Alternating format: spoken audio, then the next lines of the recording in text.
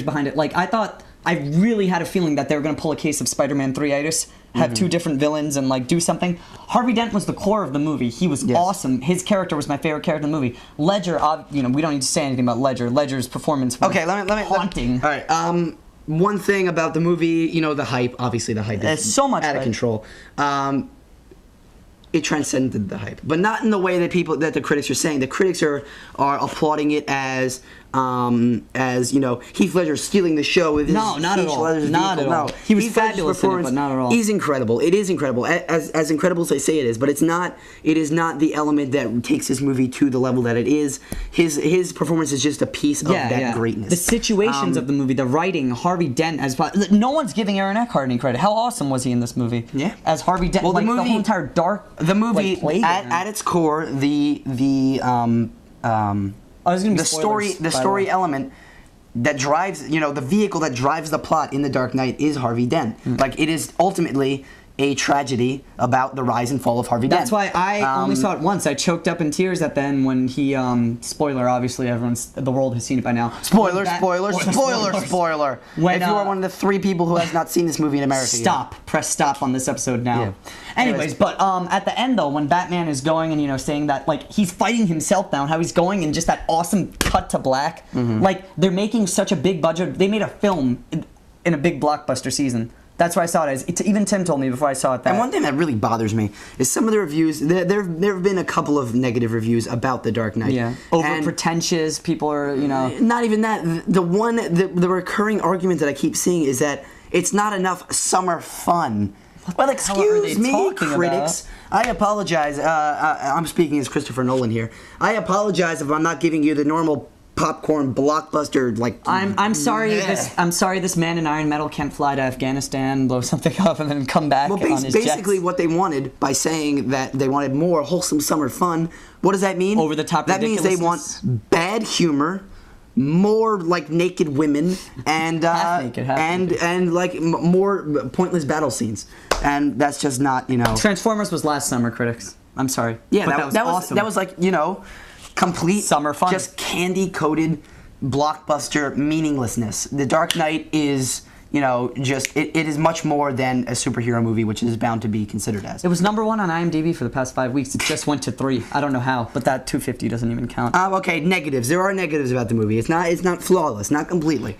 Number one, the one love triangle. They still do not know how to tell a love story. Rachel Dawes is a terrible character. She's horrible. I can't stand her. Gyllenhaal performed better than Katie Holmes. Gyllenhaal is slightly better than Katie Holmes, but you know what's the best thing? But I know why Katie Holmes didn't do this, because at the scene where she gets owned, everyone would clap in the theater. The best thing that happened to The Dark Knight was oil drums.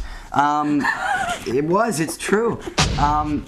You know, the love triangle was just completely, it didn't make sense. Like, she was just like pledging herself to Bruce Wayne, and the next scene she's just like, you know what, forget it, I'm marrying Two-Face. Harvey. You know, it doesn't make sense. So that was dumb. And the other part that was kind of just the like Gordon dying scene. The Gordon being dead. First things first, we know he's not going to die, because in the trailer they already show the evening commissioner, and there's scenes of him not dead, and we know he's going to become commissioner. I knew as soon as he was gone, he was obviously coming only back. Good part of that scene is when you see Ledger without. He has the Joker in his face for 3 seconds. It's disgusting. His face is like completely sliced up and everything like that. And I think that was the only night the film was shot so like beautifully. I can't even like. It was. I can't. Excellent. Those are the few small negatives. And even like we've been talking way too much about this. We need to. No. But hold up 1 second. The Joker's humor. I laughed at myself, but I was creeped out too. The graphic scenes where he's holding a camera and completely assaulting that one guy. No, but that one part. Well, that's where it gets to the actual creepiness.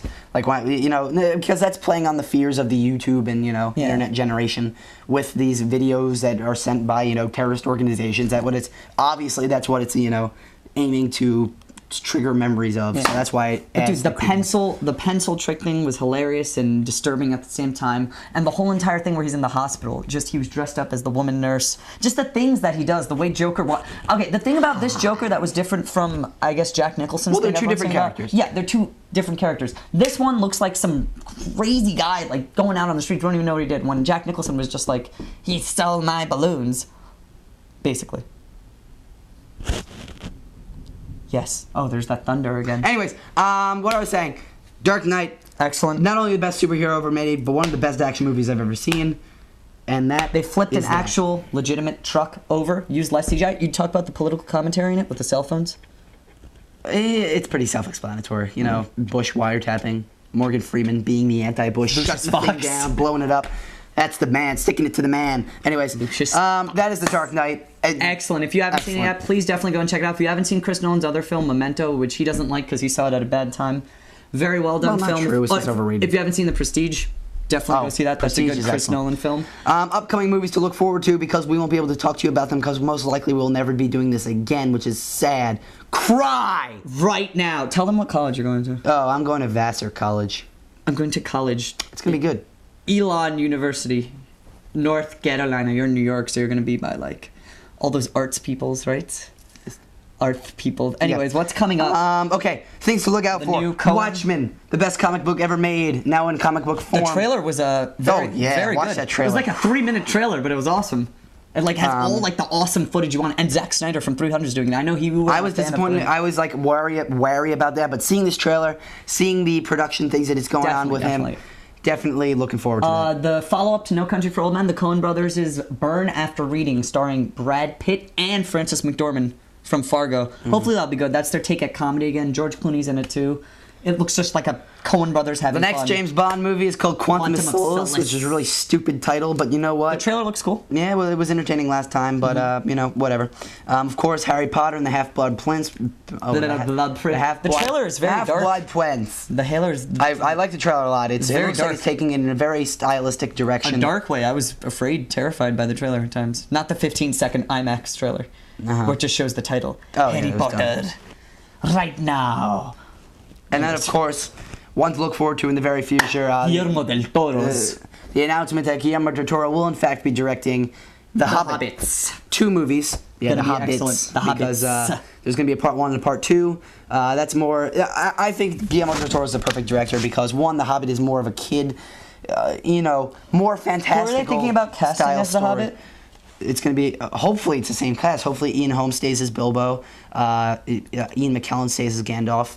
But you think they're going to have enough budgeting to do that? Like, look what happened to Spider-Man 3. Enough budgeting? What are you talking about? The Lord of the Rings? The follow-up to the Lord of the Rings? They're going to be throwing money in their faces. Is New Line doing this? Look, the rumored is that Gollum is going to be Andy Serkis. Yeah, it definitely should be. I hope that they keep the same cast. I hope that Peter Jackson, he is producing. I hope he is involved. I know 2011? Yes, it's late. Damn. I know that Weta will be doing all the special effects, so it'll feel like Lord of the Rings. Yeah. However, Guillermo del Toro will bring his touch to it, which I think is appropriate. If you haven't seen Pan's Labyrinth, the feel of The Hobbit. If you haven't seen Pan's Labyrinth, please go watch that film now. So you can and that's that. And then the next ones to look forward to are, you know... Oh, and G.I. Joe live action movie with Dennis Quaid. No. God, no. No. Oh gosh. Okay, so is this the last time? We're done. Let's close this. This is our blatant Mac advertising. This is our blatant wire that we were attempting to hide. Hopefully it worked out. But oh, you shouldn't have done that. That is not something you do. For the last time, this has been teencritics.net, episode 9. Hopefully we'll do a reunion show if Jonathan the Shedler lets us do that. That's Jonathan the Shedler if you don't see him. You can't see him. He's a good man. He's the man behind the but I'm going to give you a hug. I love you. I'm going to miss you. You know that? Anyways, this has been Raj Rule. And this has been Tim O'Connor.